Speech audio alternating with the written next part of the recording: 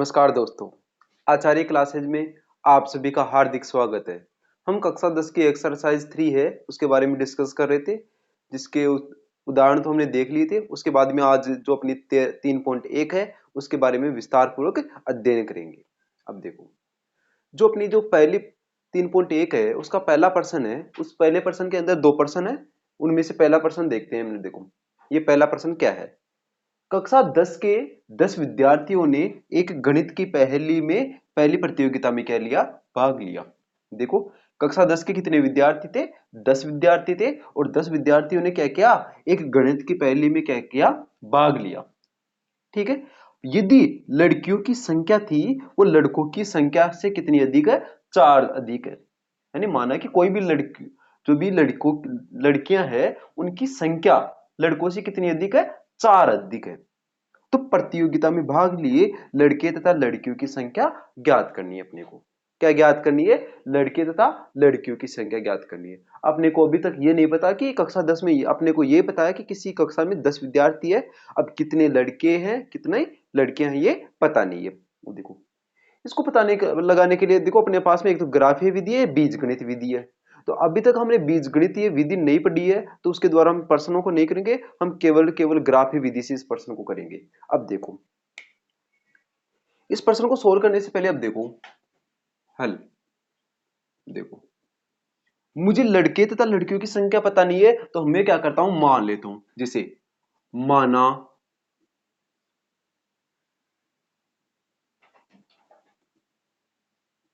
लड़कियों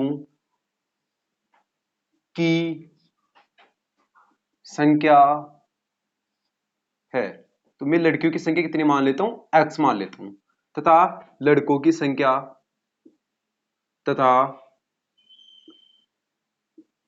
लड़कों की संख्या ये कितनी मान ली मैंने, y मान ली। ठीक है। अब देखो प्रश्नानुसार,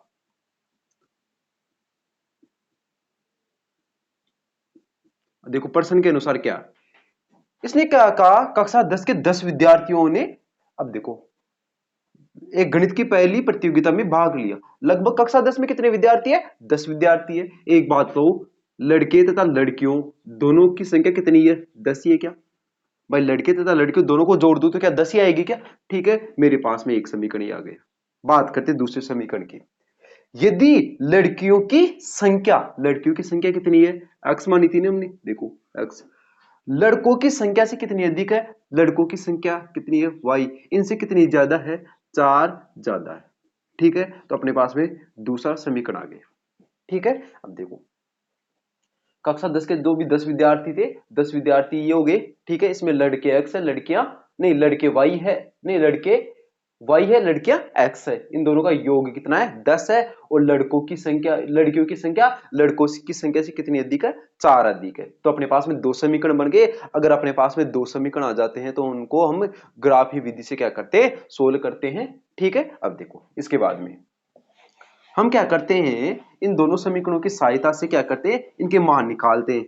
ठीक है। अब मान निकाल कर कुछ बिंदु निकालते हैं, उन बिंदुओं को कहां पर अंकित करेंगे, ग्राफ पर। ठीक है। अब देखो, समीकरण एक से, किससे, समीकरण एक से, समीकरण एक से। अब देखो समीकरण एक क्या है, x प्लस वाई बराबर 10 है। क्या आप देखो, या तो x का मान निकालो या y का मान। देखो मैं y का मान निकाल लेता हूं। y का मान देखो 10, और ये x इधर जाएगा तो क्या हो जाएगा, -10, -x हो जाएगा। ठीक है। अब देखो, मुझे जो इधरों था ना उसके मान मानने पड़ते हैं। देखो x बराबर क्या मान लू मैं, जैसे x बराबर 2 मान लिया, कुछ भी मान लो। ठीक है। तो y बराबर क्या आ जाएगा, 10 माइनस 2। तो y का मान कितना है अपने पास में, देखो 8। तो मेरे पास में कोई a बिंदु का वो क्या आ जाएगा, देखो x का मान मैंने 2 माना, आया कितना, 8। ठीक है। उसके बाद में देखो, अब मैं y बराबर x बराबर क्या मान लेता हूं, देखो x बराबर 2 मान लिया। तो अब देखो मैं एक x बराबर मान लेता हूं 0 मान लो, 0, चलो 3 मान लेते हैं। ठीक है। देखो y बराबर क्या आ जाएगा, 10 माइनस 3, तो कितना आ जाएगा, 7। तो मेरे पास में बिंदु b कितना आ गया, 3, 7। ठीक है। अब देखो इसके बाद में समीकरण 2 से, किससे, समीकरण 2 से। अब देखो दो समीकरण दूसरा क्या है, देखो x बराबर y प्लस 4, ठीक है। अब मैं क्या करता हूं, यहां पर y बराबर मान लेता हूं मैं। अगर y बराबर, देखो मैं क्या मानता हूं, देखो y बराबर में 0 मान लू, क्या मान लू, 0। तो मेरे पास में x का मान क्या जाएगा, 0 प्लस 4 बराबर 4। देखो मेरे पास में कोई सी बिंदु कितना आ गया, 0। देखो x का मान तो कितना आया, 4, और y का मान कितना आया, 0, ठीक है। उसके बाद में देखो मैं क्या करता हूं, देखो यहां पर लिख भी दो ना रखने पर, देखो y बराबर 2 रखने पर, और x बराबर 3 रखने पर, और यहां पर भी लिख दो y बराबर 0 रखने पर, ठीक है। और यहां पर लिख दो, यानी y बराबर क्या रखोगे आप, देखो कुछ भी रख सकते हो है ना, कोई भी संख्या, जैसे मान लो कि मैंने 2 रख दी, तो y बराबर 2 रखने पर, ठीक है। अब देखो रखो x बराबर y 2 प्लस 4 कितने हो गए, 6। तो मेरे पास में जो भी कौन सा सी बिंदु आया, डी बिंदु आया, वो कितना आया, देखो 6। और देखो x का मान तो 6 और y का मान कितना माना था मैंने, देखो y का मान कितना माना था, 2, ठीक है। इस प्रकार ये बिंदु आ गए, इनको मैं क्या करता हूं, ग्राफ पर अंकित करता हूं, देखो, ठीक है। देखो इसके बाद में देखो इनको आप यहां पर इनकी इसकी सारणी बना लेना, यहां पर इसकी सारणी बना लेना, ठीक है। तो देखो सारणी बना लेते हैं यहां पर इसकी, देखो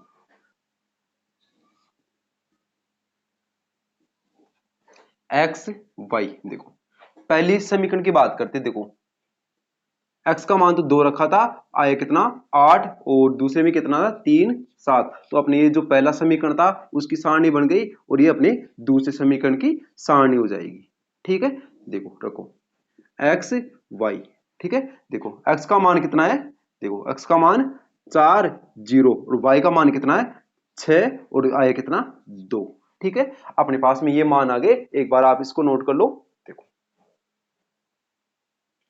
कर लिया नोट। अब देखो इसके बाद में हम क्या करते हैं, इनके माध्यम से ग्राफ के द्वारा इनको हल करते हैं, ठीक है। यानी अपने को लड़के तथा लड़कियों की संख्या निकालनी है ना, वो कब आएगी, जब इन इन अंकों को हम क्या करेंगे, जो भी अपने पास में बिंदु आए थे, इन बिंदुओं को किस पर, ग्राफ पर अंकित करेंगे। अब देखो ग्राफ पर अंकित करते हैं। ग्राफ पर अंकित करने के लिए हम क्या करते हैं, पैमाना मानते हैं। जैसे अपने पास में ये कोई ग्राफ हो गया, ठीक है। देखो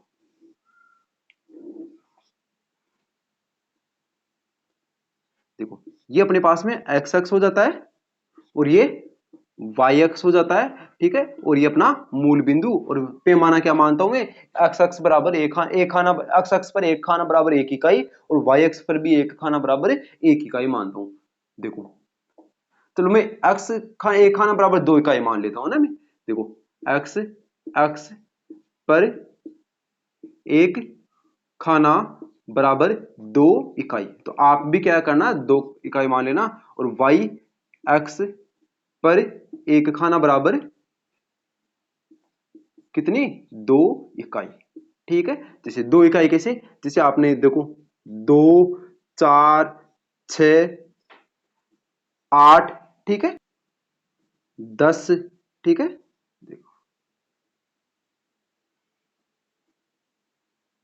देखो 2 4 6 8 10, उसके बाद में देखो 2 4 6 8 10, इधर -1 -2 -4, ठीक है। इधर भी हो जाएगी -2 -4। अब देखो पहले समीकरण से, देखो x का मान 2 है, y का मान कितना है 8। देखो x का मान 2 है, y का मान कितना है 8, तो अपने पास में पहला a बिंदु तो यहाँ पर आ जाएगा, ठीक है। तो आप यहाँ पर क्या करें, देखो इसको यहाँ बाद में लिख लेना आप, है ना, ऊपर लिख लेना पैमाना ना, ठीक है। देखो 2 8, उसके बाद में क्या है 3 7, x का मान 3 है। अब देखो 3 कहां पर आएगा, 2 और 3 के बीच में आएगा, देखो 2 और 4 के बीच में आएगा, तो 3 और 7 कहां पर आएगा, इसके बीच में, ठीक है। देखो 3 और 7 के बीच में आएगा, ठीक है। और अपने पास में क्या आ गया, ये बिंदु b बराबर कितना जाएगा 3 7, ठीक है। अब देखो उसके बाद में ये क्या है, देखो अब इसको देखो मिला देते हैं हम, ठीक है। अब दोनों बिंदुओं को मिला देते हैं, देखो ये जहां पर, ठीक है। अब देखो इसके बाद में x का मान कितना है 4, y का मान कितना है 0। x का मान 4 और y का मान कितना है 0। देखो ये भी एक बिंदु आ गया, देखो a बिंदु यहां पर था, b यहां पर था, इसको c मान लिया, तो 4 0। डी कितना है 6 और 2, 6 यहां पर है, 2 कहां पर है, देखो यहां पर 6 और 2, ठीक है। अब देखो इनको मिलाएंगे तो ये देखो, ठीक है। अब देखो, ठीक है। अब देखो ये रेखा यहां पर, अब देखो ये रेखा और ये रेखा एक दूसरे को यहां पर प्रतिच्छेद कर रही है, तो आप देखो 1 मिनट,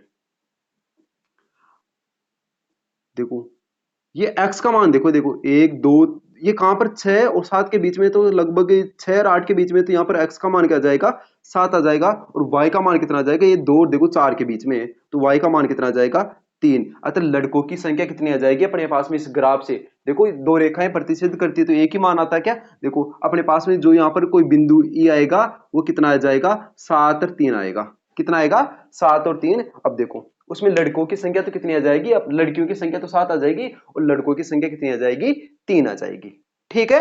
देखो इस प्रकार हम इस प्रश्न को हल करेंगे जिसमें अपने पास में अतः आप नीचे लिख दोगे, अतः लड़कियों की संख्या कितनी आ जाएगी 7 और लड़कों की संख्या कितनी है y है, ठीक है। अब देखो अब लिख देंगे नीचे, अतः देखो यहां पर जहां पर भी क्रॉस करते हैं ना, क्रॉस करने वाला बिंदु, ये आपके ग्राफ में देख लेना एकदम एग्जैक्ट आएगा ना, ठीक है। अभी तो आपको यहां पर समझ भी नहीं आ रहा, आप जब इनको इन बिंदुओं को ग्राफ में अंकित करोगे तो ये एक रेखा एक दूसरे को जहां पर भी प्रतिच्छेद करती है वही बिंदु अपने क्या अभिष्ट मान होगा, ठीक है। अतः आप क्या लिख दोगे, अतः लड़कियों की संख्या, अतः लड़कियों की संख्या 7 और लड़कों की संख्या कितनी आ जाएगी 3। देखो लड़कों की संख्या कितनी आ जाएगी 3, ठीक है। इस प्रकार अपने पास में इस प्रश्न का क्या हो गया हल हो गया, ठीक है। आप नोट कर लो इसको। देखो अपने पास में नेक्स्ट प्रश्न क्या है, 5 पेंसिल तथा 7 कलमों का मूल्य कितना है 50 रुपए, मतलब 5 पेंसिल अपने पास में और 7 कलम है, इन 5 पेंसिल और 7 कलमों का मूल्य कितना है अपने पास में 50 रुपए, जबकि 7 पेंसिल और 5 कलमों का मूल्य कितना है 46 रुपए, ठीक है। अपने को क्या ज्ञात करना है, एक पेंसिल और एक कलम का मूल्य ज्ञात करना है, क्या ज्ञात करना है 5 पेंसिल और एक कलम का मूल्य ज्ञात करना है, ठीक है। अभी तक अपने को देखो एक भी ना तो कलम का मूल्य पता है ना पेंसिल का मूल्य पता है, हम क्या करते हैं इनको मान लेते हैं। देखो माना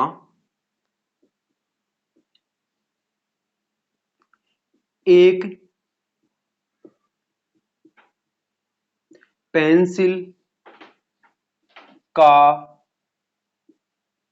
मूल्य कितना मान लिया x रुपए मान लिया, क्या मान लिया x रुपए। उसके बाद में एक कलम का मूल्य, एक तथा एक कलम का मूल्य कितना मान लिया हमने, देखो y रुपए, क्या मान लिया y रुपए। अब देखो प्रश्न के अनुसार, प्रश्नानुसार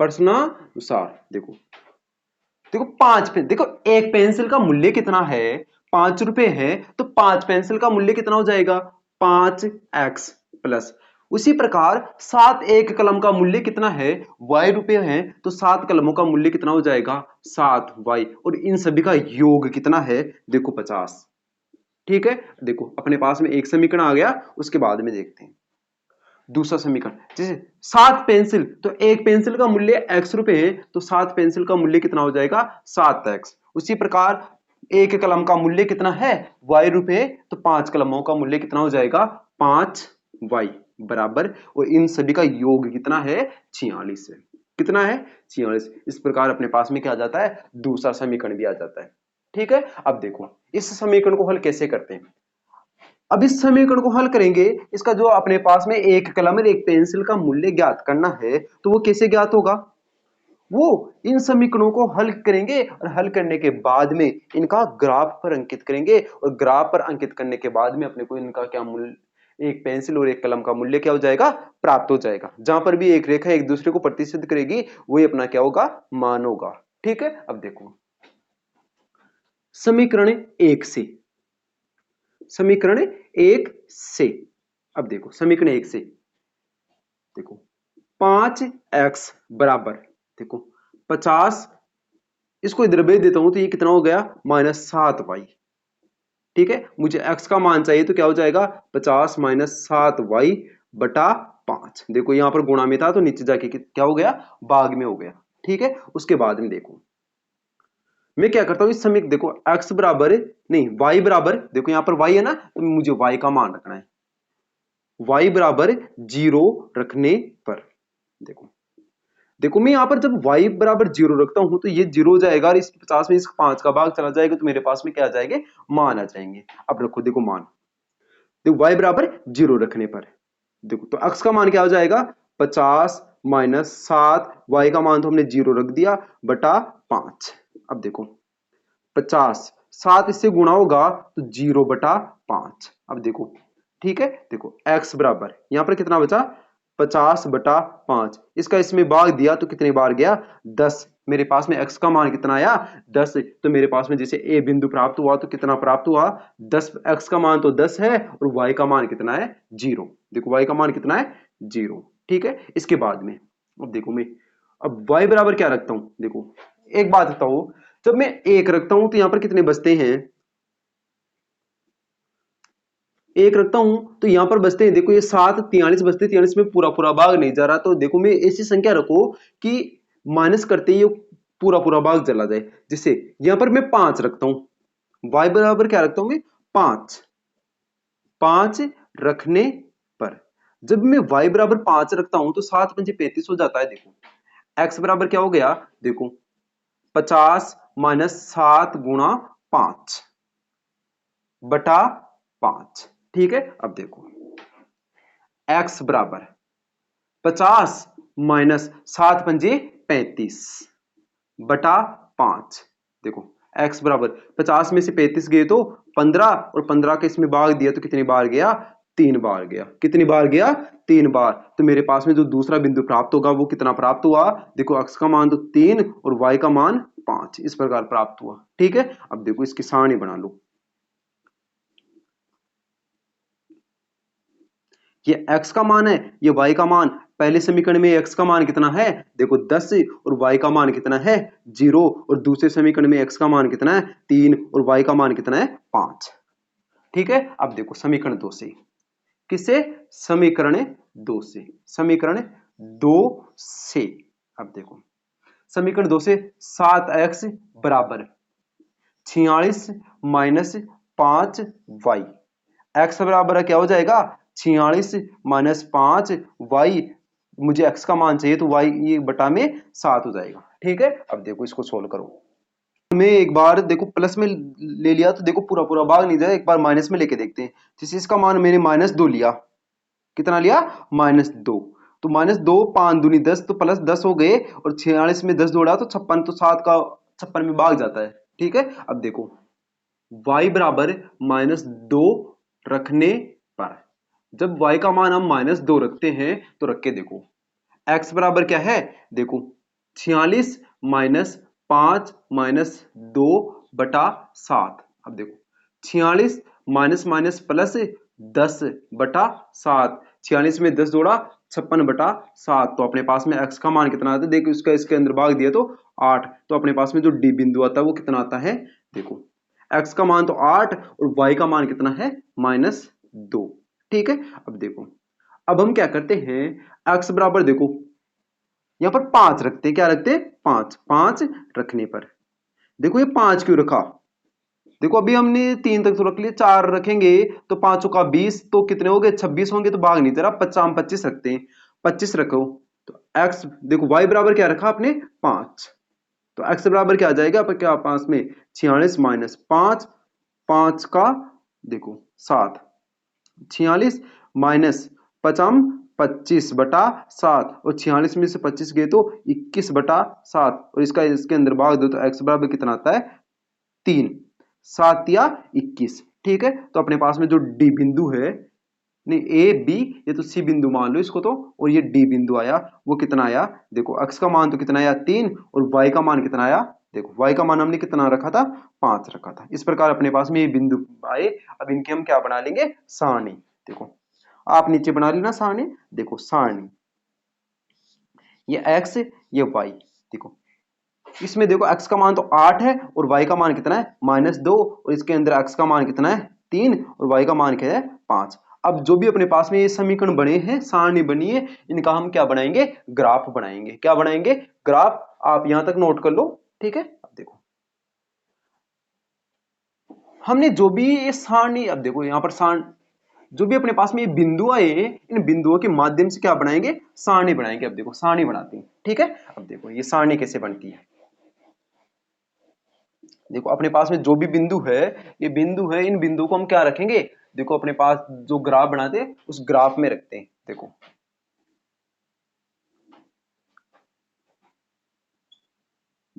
ये मेरे पास में, ये देखो ये एक्स अक्ष हो गया, ठीक है, और ये वाई अक्ष हो गया, ठीक है। ये मूल बिंदु हो गया, और पैमाना क्या मानना है अपने को, पैमाना एक्स अक्ष पर 1 इकाई बराबर 1 खाना बराबर 2 इकाई मान लेना है। आप कितना मानोगे, एक्स अक्ष पर 1 खाना बराबर 2 इकाई। जैसे 2, 4, 6, 8, 10, और इसको आगे बढ़ाओ 12, और देखो 2, 4, 6, 8, 10, ठीक है। इधर -2, -4, इधर भी -2, -4। अब देखो अपने पास में पहला समीकरण ये था, देखो इसको रखो, x का मान कितना है 10 और y का मान 0, तो मेरे पास में a बिंदु कितना आ गया 10, 0। b कितना है 3, x का मान कितना है 3, 3 कहां पर होता है 2 और 5 के बीच में, और x का मान कितना 5, और 5 कहां होता है 4 और 6 के बीच में, तो लगभग मेरे हिसाब से a से यहां पर आ जाएगा, ठीक है। तो मेरे पास में b बिंदु कितना आया, ये देखो x का मान तो 3 और y का मान 5, देखो, ठीक है। अब देखो इस बिंदु को और इस बिंदु को मिलाओ तो ये एक दूसरे को यहां से ऐसे, ठीक है। अब देखो इस पर आप समीकरण 1 लिख देना, ठीक है। उसके बाद में देखो x का मान कितना है 8, 8 कितना है देखो यहाँ पर, और y का मान कितना है -2, तो y का मान देखो -2, तो ये देखो यहाँ पर आ जाएगा, ठीक है। तो 8 -2, ये कौन सा बिंदु है अपना डी बिंदु, और ये कितना है 3, 5, x का मान तो 3 और देखो y का मान 5, यहां पर आ जाएगा क्या, ठीक है। हम इस बिंदु को और इस बिंदु को मिलाएंगे, ठीक है। देखो अपने पास में ये कौन सा समीकरण आ गया, दूसरा समीकरण, ठीक है। इस प्रकार अपना ग्राफ आ जाएगा। इस अब देखो ये दोनों रेखाएं इस बिंदु पर प्रतिच्छेद कर रही है, तो अपने पास में ये मान भी ये आ जाएंगे, ठीक है। देखो तो x, देखो x का x बराबर तो कितना है 3 है, और y बराबर कितना है 5, ठीक है। देखो x बराबर तो हमने क्या माना था, शायद हमने पेंसिल मानी थी, है ना, ठीक है। तो x का पेंसिल तो कितनी आ जाएगी, पेंसिल का मूल्य कितना आ जाएगा 3 रुपए, और कलम का मूल्य कितना आ जाएगा 5 रुपए आ जाएगा, ठीक है। इस प्रकार हम कोई भी अपने पास में समीकरण दे रखा होगा उसका हल कर लेंगे।